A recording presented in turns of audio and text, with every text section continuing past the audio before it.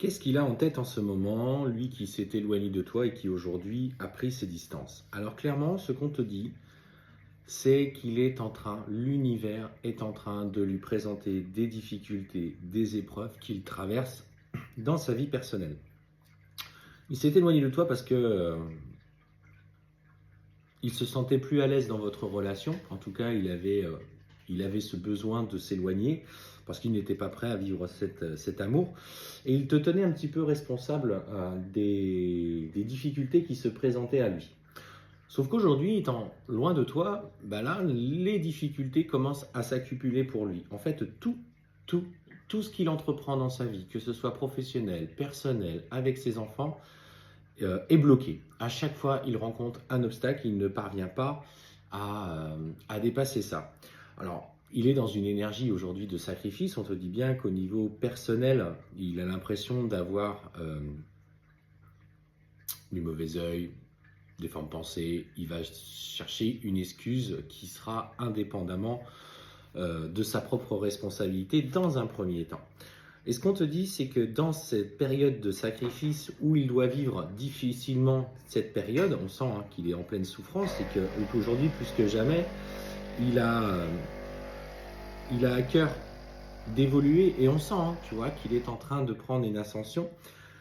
Il est en train de peser le pour, le contre par rapport à sa situation personnelle. Et en fait, ce qu'on te dit, c'est que petit à petit, par les intentions qu'il pose, alors elles peuvent être adressées à l'univers, elles peuvent être adressées sous forme de prière, elles peuvent être tout simplement posées par ce qu'il entreprend. On te dit qu'il est guidé par son intuition afin de faire les bons choix. Encore faut-il qu'il l'écoute parce que ce n'était pas forcément sa vision de voir les choses. Tu as essayé d'attirer son attention sur lui à ce sujet, mais le jeu des synchronicités que lui envoie l'univers lui rappelle constamment que tu es présente dans sa tête. Et voilà, il a du mal à oublier, il voudrait le faire, il voudrait se tenir loin de toi. Et à un moment donné, ce qu'on te dit, c'est que clairement, il va t'envoyer un message. Parce que c'est une évidence pour lui d'expliquer un petit peu ce qu'il vit en ce moment et pourquoi il ressent ça vis-à-vis de toi. Et en fait, il prend le recul nécessaire, il conscientise la relation. Alors c'est un déclic que le runner traverse dans cette période difficile et sacrificielle. En fait, on sent du coup qu'il est en train de plonger émotionnellement, ce qui l'amène vers sa nuit noire de l'âme. Et c'est dans ses choix aujourd'hui que va se favoriser le déclic.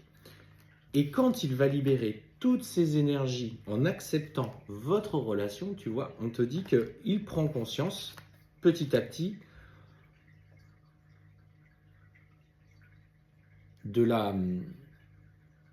cette relation un petit peu divine pour tendre à la fusion. Alors, dans la fusion, dans la réunion, les choses se passent plutôt légèrement une fois que le runner est prêt. Par contre, je vous préviens, dans la fusion, quand vous commencez à vous réunir à votre autre, des expériences que vous allez vivre à deux vont venir mettre en lumière d'autres blessures que vous partagez ensemble.